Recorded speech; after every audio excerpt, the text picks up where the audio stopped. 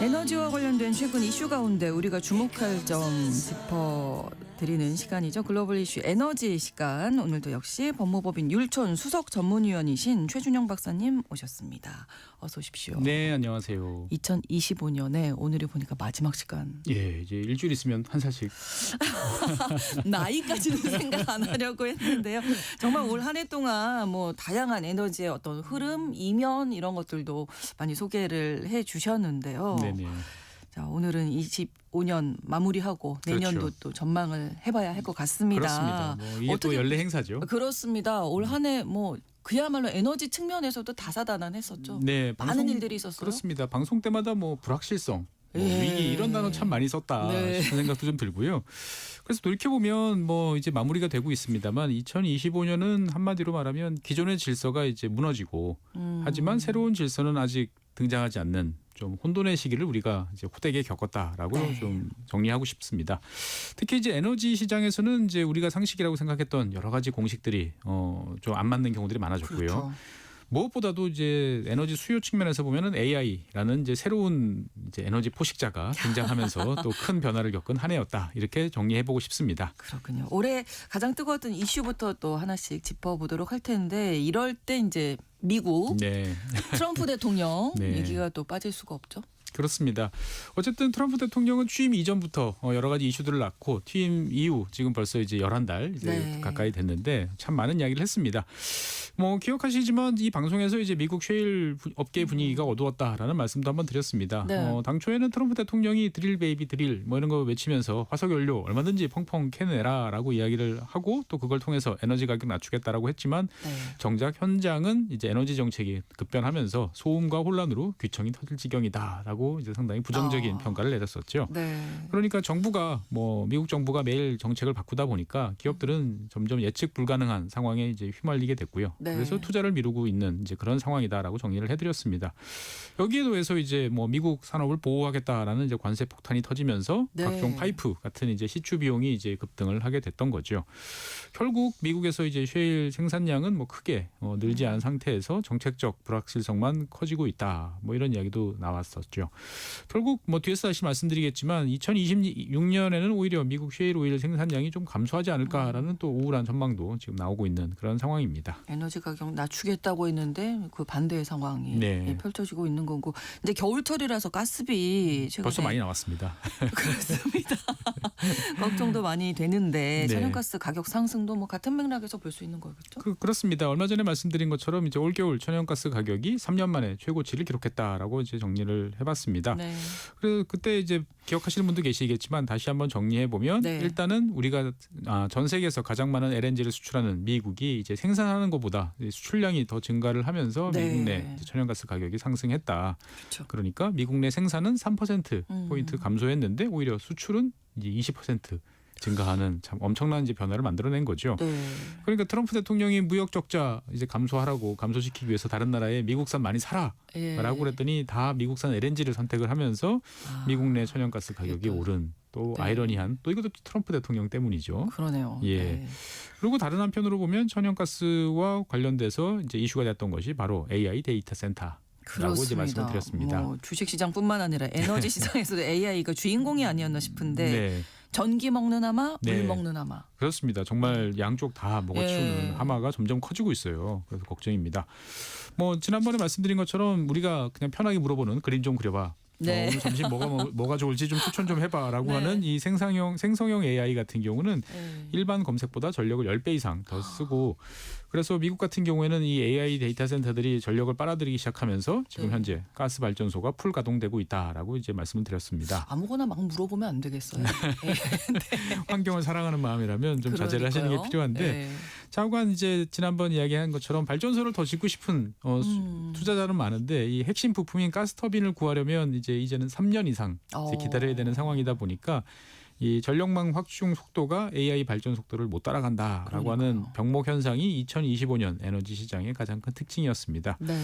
뭐 이러다 보니까 이제 메타 같은 이제 빅테크 기업들이 이제 내가 차라리 발전소를 짓고 내가 네. 전력 시장 플레이어로 뛰어들겠다라는 이제 말씀도 드린 것처럼 이제는 뭐 좋은 의미에서의 또 이 산업 간 장벽이 또 허물어지고 있다라고 볼 수도 있겠습니다. 앞으로 이런 현상이 더 심해질 텐데요. 네. 그렇다면 전력 부족 문제에 대해서 전 세계적으로 어떻게 해결책이 있을지도 궁금해요. 예, 여기서 이제 또 하나의 중요한 키워드, 이제 중국의 기술적 도약, 뭐 한자로 하면 기술 굴기가 이제 등장을 하는 거죠. 네.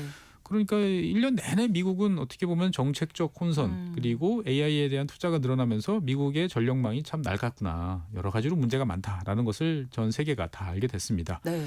그 사이에 이제 중국은 일렉트로 스테이트, 그러니까 전기 국가로 새롭게 이제 변신을 한 해가 2025년이다라고 저는 생각을 합니다. 네. 뭐 여러 가지 이슈들이 있었습니다만 중국 관련해서 많은 분들이 많은 높은 관심을 가졌던 게 중국의 토륨 원자로와 관련돼서도 이제 관심을 보여주셨죠. 네. 중국이 이제 물 없는 고비 사막 한가운데서도 이제 원전을 돌릴 수 있게 됐다라는 뉴스가 전해졌던 거죠. 네. 그래서 뭐 물 대신 액체 용융염을 냉각제로 쓰기 때문에 어디든 지을 수 있고 멜트다운 위험도 없는 안전한 원자로다라는 이제 말씀에 또 많은 분들이 관심을 보여주셨죠. 네.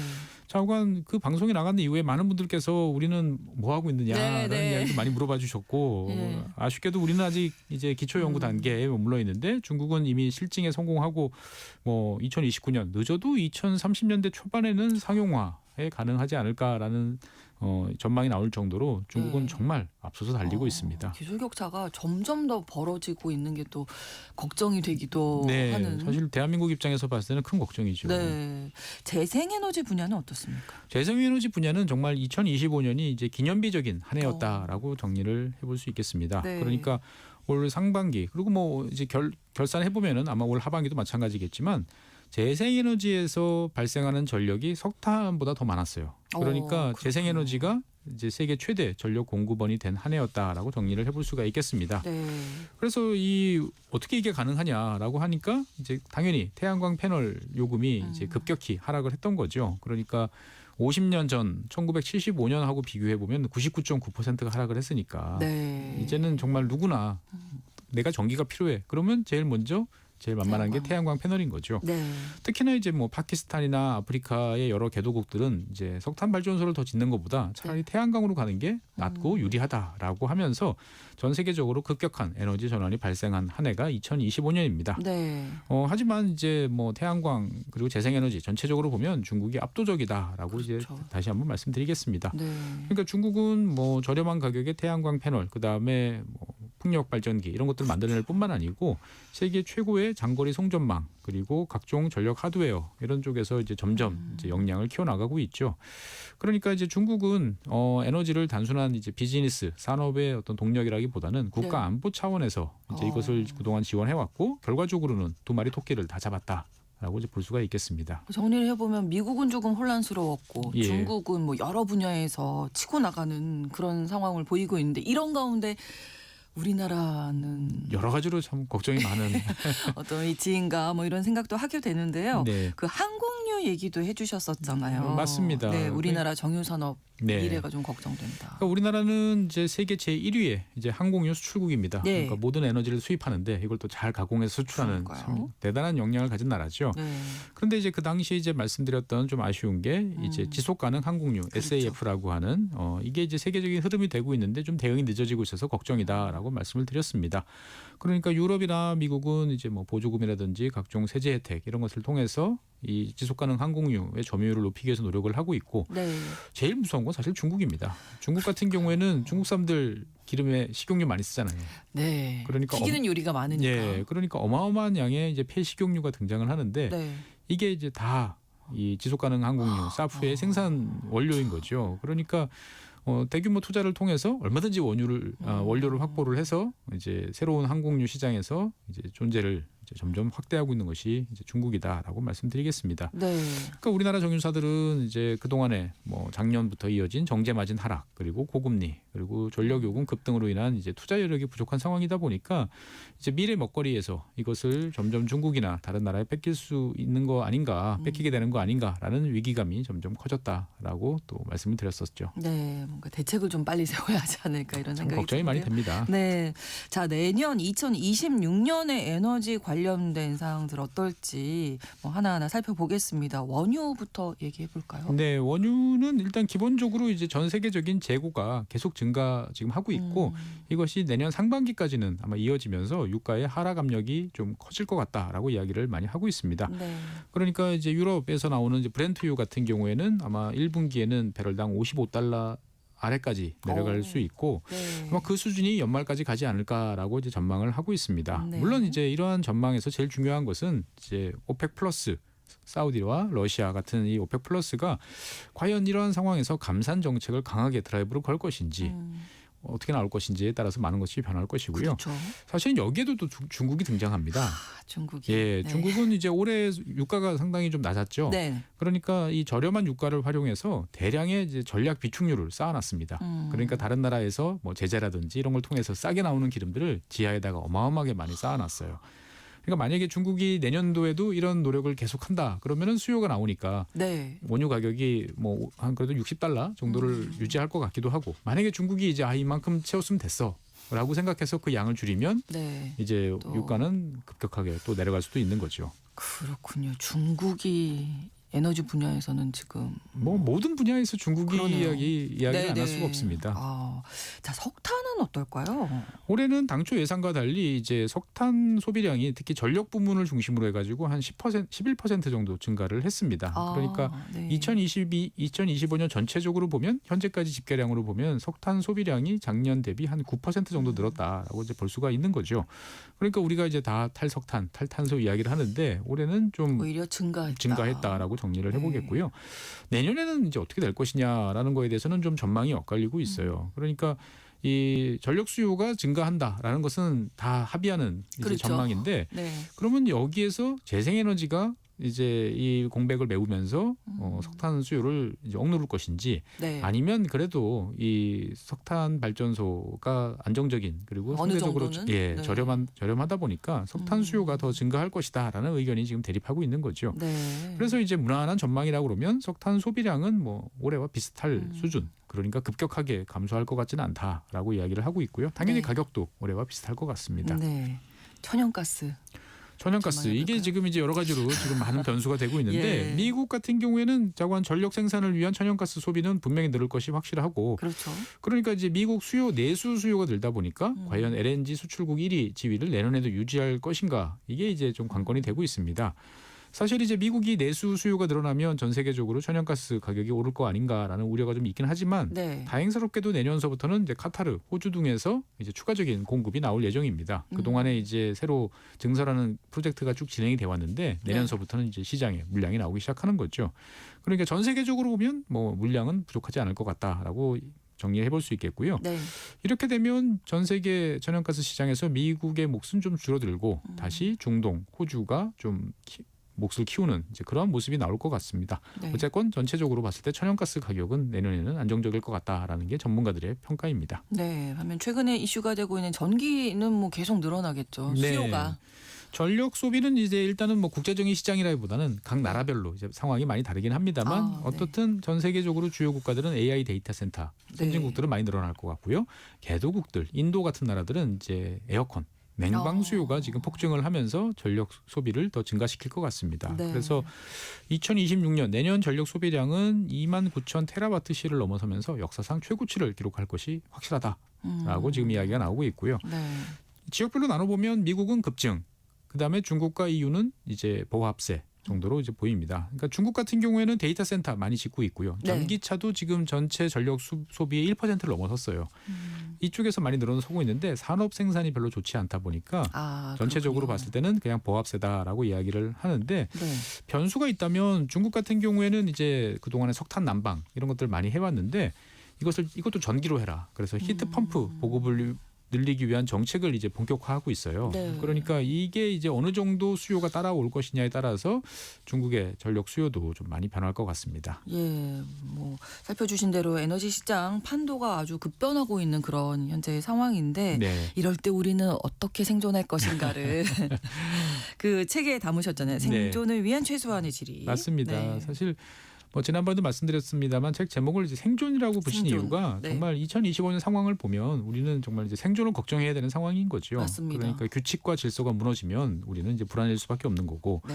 또 우리는 이제 그동안 서방 언론이나 강대국 시선으로 세상을 바라보는 데 익숙했는데 이게 이제 각국 입장이 달라지는 거죠. 약소국 같은 수리남 같은 나라도 이제 석유 대박을 터뜨리면서 그러니까요. 너무 부러웠어요. 예, 국부펀드 만들고 뭐 네. 탄소 배출권도 팔고 하는 뭐 이런 생존법을 찾아 나가면서 네. 자신들의 이제 지리적, 역사적 맥락에 기반해서 치열하게 이제 생존을 위한 투쟁을 전개를 하고 있는 거죠. 네. 그러니까 우리도 어떻게 보면 막연히 불안할 때가 아니고 이제 뭔가 이러한 이제 생존 전략을 새롭게 이제 짜야 되는데 가장 네. 필요한 게 우리의 눈으로 세계를 좀 보자라는 말씀드렸고 그러기 위해서는 에너지도 좀 우리에 대한 생존을 위한 좀 주요한 키워드로 좀 봤으면 좋겠다라고 생각을 했는데 네. 어떻게 보면 2025년 한 해가 모두가 이런 것들을 좀 실감하는 한 해가 됐던 것 같습니다. 네. 끝으로 2026년 에너지 시장 네. 전망해 주신다면 그러니까 내년은 현실화의 현실화. 현실화라는 것이 키워드가 될 것 같아요. 네. 그러니까 올해 막 이러쿵저러쿵 예상했던 많은 것들이 이제 특히 AI와 관련된 전력 관련 이야기가 뭐 데이터 센터가 전력이 모자라서 가동이 중단된다든지 네, 네. 아니면 전기료 요금이 특정 지역에서 오른다든지 하는 이야기가 이제 미국을 중심으로 실제로 나타날 수 있을 것 같고 그동안에 또 우왕좌왕했던 트럼프 행정부의 에너지 정책이 시장에 정말 어느 정도의 결과물을 갖다 낼 수 있는지도 숫자로 확인해보는 한 해가 될 것 같습니다. 네. 뭐 그렇다고 사실 이제 위기, 뭐 혼란, 뭐 생존 이런 이야기 나온다고 너무 걱정만 하실 필요는 없다라는 말씀도 드리고 싶습니다. 네, 네, 뻔한 네. 이야기지만 위기는 곧 기회고요. 네. 그다음에 뭐 이런 변동성 속에서 우리가 어떤 틈새 시장을 개척하고 새로운 기회를 잡아나갈 수 있지 않을까 싶습니다. 어쨌든 2025년 돌이켜 보면 2주마다 한 번씩 이 방송을 통해서 시청자분들과 이야기를 나누면서 또 네. 저도 생각을 좀 정리해보고 시청자분들도 어떻게 보면 세상의 움직임을 좀 알면서 대비할 수 있는 그런 기회가 되지 않았을까라는 생각이 좀 듭니다. 네. 현실화. 그중에서 틈새 시장을 노린다면 어떤 점을 가장 그러니까 좀 이제 눈여겨봐야 지금 뭐 될까요? 내년이 모두 다 좋지 않다, 뭐 네. 어려울 것이다라고 생각하지만 세상 어딘가는 또 좋아지는 것도 있거든요. 그러니까 중국이라는 나라가 그 시장을 모두 다 가져갈 수는 없거든요. 그러니까 그렇겠죠. 네. 우리가 어떻게 보면은 중국이라는 나라와 막연하게 그냥 무조건 경쟁이다라고 하기보다는 중국이 어떻게 움직이고 있는지를 좀 보면서 그 속에서 이제 중국이 못하는 거 네. 아니면 중국 내부의 여러 가지 또 변화 이런 속에서 우리가 기회를 찾아보려는 노력들을 할 필요가 있는 거죠. 어쨌든 우리가 잘할 수 있는 거. 네, 네. 눈을 크게 뜨고 세상에 돌아가는 네. 것을 잘 지켜보는 게 2026년에 이제 첫 번째 이제 제일 우리한테 필요한 덕목이 아닐까 생각이 됩니다. 그렇습니다. 정말 아까도 말씀해 주신 것대로 우리의 눈으로 냉정하게 좀 세계를 바라볼 필요가 있다. 이런 말씀을 해 주셨고요. 올 한 해 동안 글로벌 이슈 에너지 알찬 내용으로 채워주셨는데 2026년 새해에도 네. 많이 또 기대하도록 하겠습니다. 열심히 해보겠습니다. 네, 법무법인 율촌 수석 전문위원이신 최준영 박사님과 함께했습니다. 고맙습니다. 네, 감사합니다. KBS 라디오 신상원의 오늘 세계는 마치겠습니다. 내일 오전 11시 5분에 다시 뵙겠습니다. 고맙습니다.